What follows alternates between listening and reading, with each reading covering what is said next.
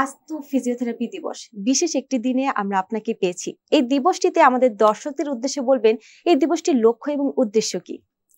অনেক ধন্যবাদ। আসলে অন্যান্য আমরা প্রতিদিনই কোনো না কোনো দিবসের কথা জেনে থাকি। কিন্তু ৮ সেপ্টেম্বর বিশ্ব ফিজিওথেরাপি দিবস। আমাদের ওয়ার্ল্ড ফিজিওথেরাপি নামে একটা অর্গানাইজেশন আছে, যেটা ১৯৯৬ সাল থেকে এই দিবসটাকে ৮ সেপ্টেম্বরটাকে বিশ্ব ফিজিওথেরাপি দিবস হিসেবে পালন করা হচ্ছে।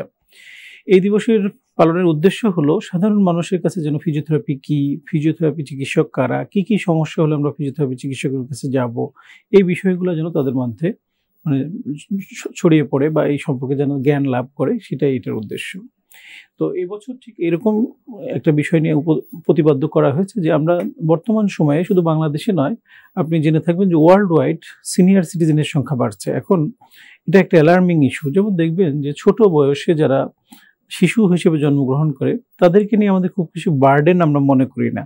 তারা গ্র্যাজুয়ালি আস্তে আস্তে বড় হয়, তারা ডিপেন্ডেন্সিটা কমে তারা ইন্ডিপেন্ডেন্ট হয়ে যায়।